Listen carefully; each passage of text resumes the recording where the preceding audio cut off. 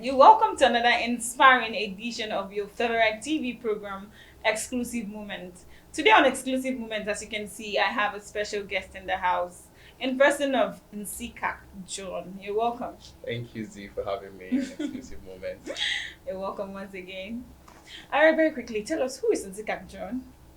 NSIKAK John is a multi-potentialite. That means I do a lot of things. Okay. Well, so many people know me as a designer. Hmm. Yeah, and so far I've been designing for close to 10 years. Hmm. I started out very young, shortly after I finished secondary school, and that has led me to, even while at the university, Okay. led me to work with several brands and as well develop several brands. Hmm. And right now I'm running a digital company, Okay. yeah, in Abuja. Hmm. Yeah, that's NSIKAK John so far. Okay. All right. Recently, you won 1 million naira that I'm looking for. Okay. And I'm looking Okay. for, how were you able to pull through that? I mean, with we had other competitors competing for the same Yeah. stuff. So how were you able to pull through that? I think first off, it's the grace of God and also my expertise. Hmm. Yeah, because I said I've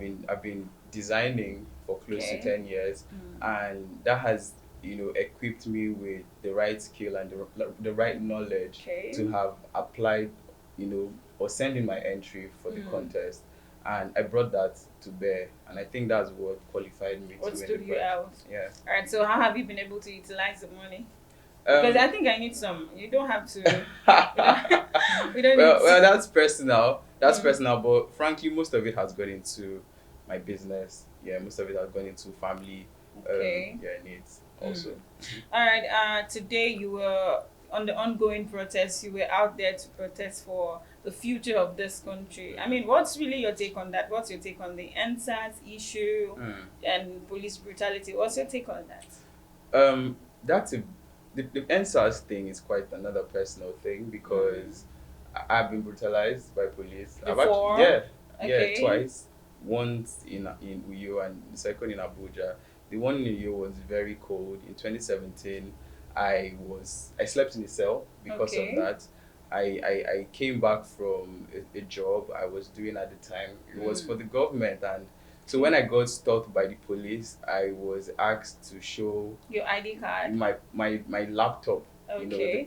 I was in possession of a laptop, and I was asked to show the purchase receipt. Mm. I wasn't with the receipt at the moment. I mean, Okay. who goes about with their receipt? It's like moving around with your phone receipt. Yeah. So, and I told the police officers I wasn't with it, that I was working with the government. I showed my ID card, but they flung my ID card Okay. away, and that got me infuriated, and I started throwing words at them. And one of the police slapped me and told me I was going to sleep in the cell.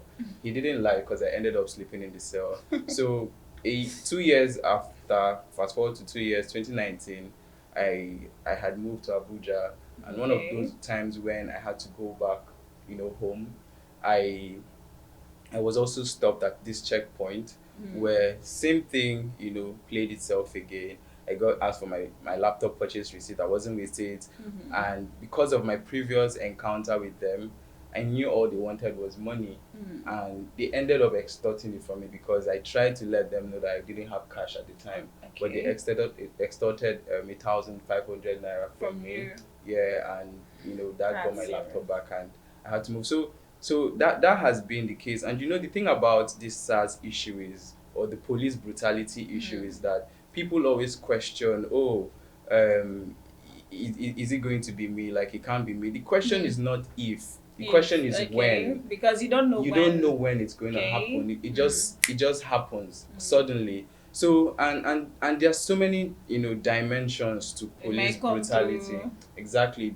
We have the corrupt ones that also take bribe and go and brutalize people. People personalize this issue. An example is someone can have an issue in the house and said, I'll call the police for you. Okay.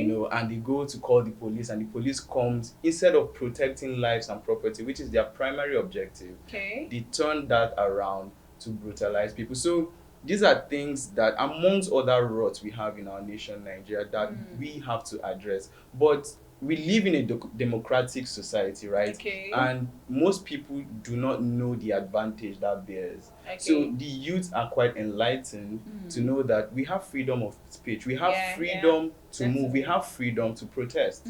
And in protesting, we are saying what we need to be addressed at the moment. Okay. And I believe in the power of protest. I believe in the power of voicing out, your pains, and that is why I went through to protest.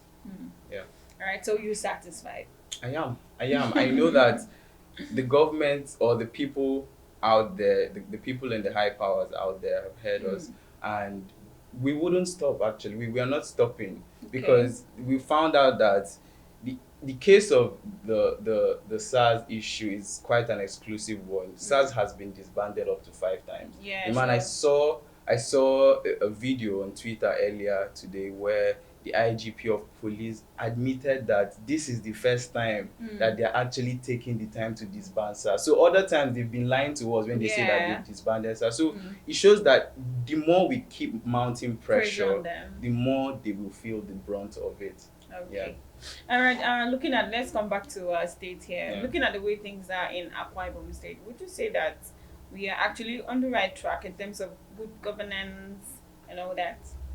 Yeah, I believe in the government of the day. Okay. Yeah, I believe in the government of the day because by God's grace, I've also experienced a bit of it. Yeah, a bit of it, and also predecessors like the people before the government of the day. So the vision that the government has is what is a government that has the interest of the people at heart should do, creating opportunities for the people.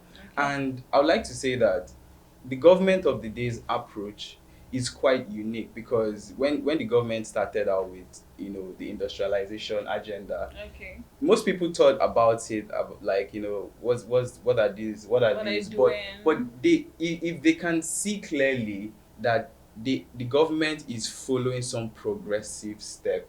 The government is starting small, or the government started small with cottage industries, the pencil and the pen and the paint. Those are like cottage industries because if you see the model of those industries, they were not large in their formation. So the government now proceeded to a larger industry, and that's the progression. I mean, even in our daily living, we are advised to take things bit by bit.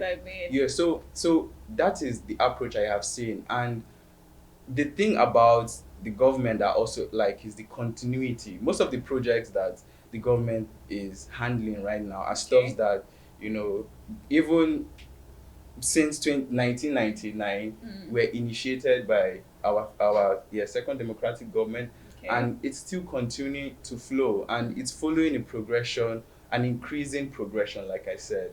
Yeah, so I appreciate it, and we should also see that they are trying to the government is trying to win, take away the Akwa Ibomites from just feeding on like getting money from government personalities. That is not a sustainable way of living. That's not a sustainable way to run the state. But when you create opportunities, when you make the state attractive for people, for investors, for companies, to come in and build their firms, that would leave a legacy that would even stand when the governor is no longer there. All right, now that takes us to the next question, which is looking at the Dakada philosophy of His Excellency, Deacon Gabriel Udeme Emmanuel. Would you say that the youth of Akwa Ibom has truly stood up, they've truly risen up to the fate of greatness? Would you say that? Yeah, I would say that some of the youths are trying their best in their little way. Yeah, and the thing about philosophy is that it takes a while before it catches on. Yeah, most times you don't. And that's independent on the people, on the people, and also with the enabling environment that the government is creating, or the government creates, right? And the beautiful thing actually with an enabling environment that the government is doing is creating models. So they are building companies that people in the state can actually see. The people in the state that don't have the opportunity to go to other states or to travel to developed climes, in developed countries to see how it's built, they see how it is done right here. You understand? And that gives them an idea of what to do or how to do certain things. Okay. So that is it's all encompassing. You understand? So that's why I said it takes a while. It could take a long time before people can get the picture fully. But the ones that are smart enough to do so, if you look, you understand, if you look very closely, most of those people, they've either been to cities like Lagos or even traveled abroad, and they've come back with these bright ideas, and they've seen the opportunities, and they are now investing in the land. Okay. So that's what it is. Okay, now looking at it personally, critically, on your own, from your own perspective, would you say that the Dakada philosophy has probably affected the lives of the youth positively or negatively? It has definitely affected them positively because, this thing, the difference is clear. The difference is clear. If you see the previous government and the government of the day, and you see how youths are approaching, they've given up on certain areas that used to generate money for them. like violence. Yeah, like violence. Before now, it would be easy for you to hear that, oh, someone was killed somewhere or someone was kidnapped somewhere. But right now, that doesn't work that much. You don't get to hear that a lot. And also, people are now becoming more entrepreneurial. They're trying to be more self-sufficient.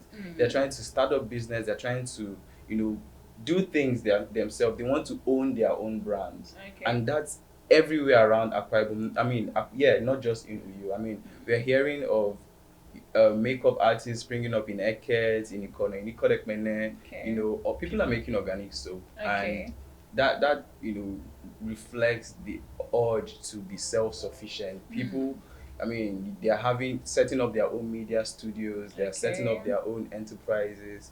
So Akwa Ibom State, through the Dakada philosophy, clearly states that you shouldn't sit down, you shouldn't wait, and that's important. That's how it's meant to be done. I wish it could be said that way around the federation, around Nigeria, so that the youth will get the picture. The youth will be more motivated. That's it. All right. Okay. As a young entrepreneur, which you are, what are those challenges you've been facing in the process of trying to achieve your goals, your dreams? Okay. In my own area, it's been trying to, the challenges come from both internal and external. So in the internal part of it, having the right team to work with, knowing that this team is skilled enough for the job, and they are also dedicated and committed to the job.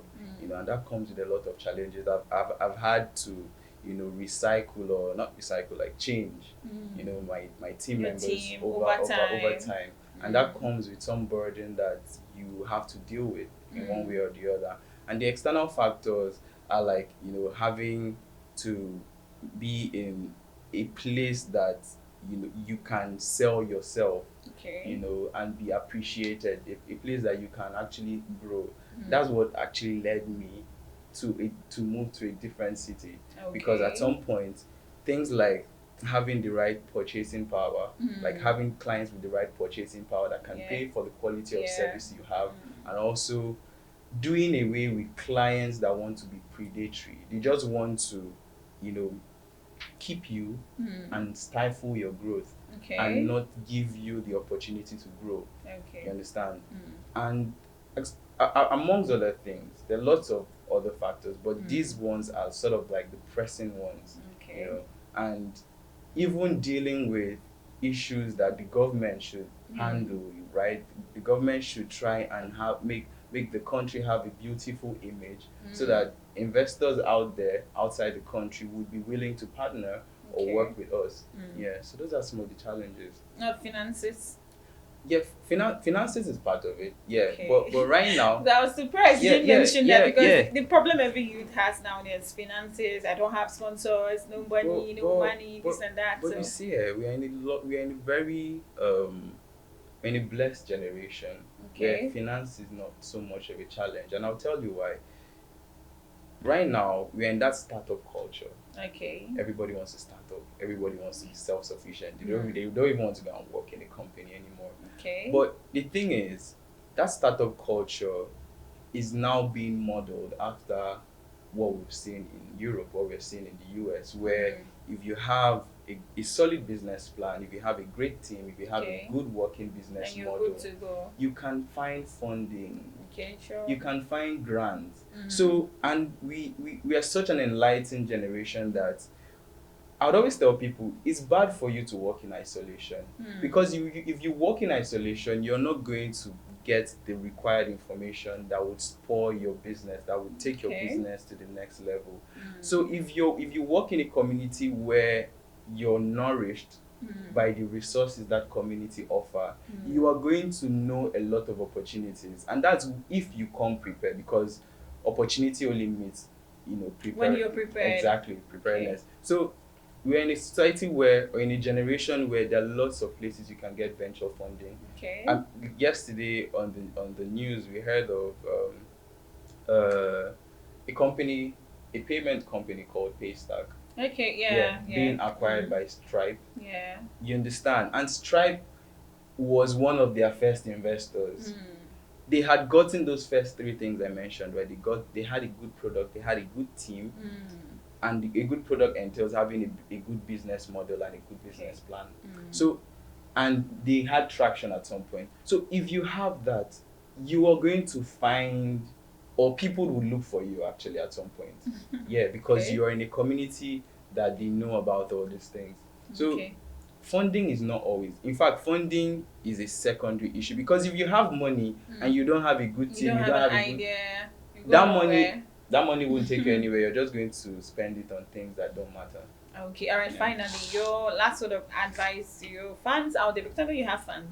Before you win that money, I'm so particular about the money. I want some part of the money. So your final word of advice to your fans out there and our viewers out there too. My final word of advice would be to young entrepreneurs that you all have a dream, and you should always believe in your dream, regardless of the challenges. Challenges should be a challenge that you want to overcome, not something that would weigh you down.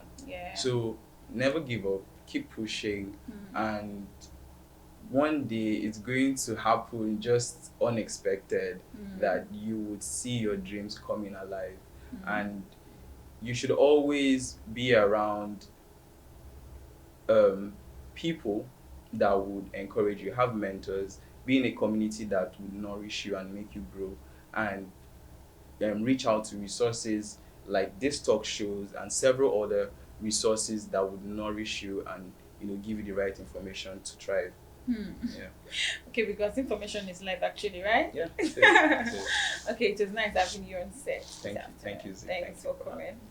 Alright, that's been the science about today's program. On exclusive moments, we'll return next week bigger, better, and stronger. For more juicy videos, check us out on our YouTube channel, Rockland House TV, on Facebook, Rockland House TV, on Twitter, Rockland_TV, on Instagram, Rockland House_TV. I remain your TV goddess, to the Z, to the E, and to the L. Remember, you can call me Zio anytime. Bye.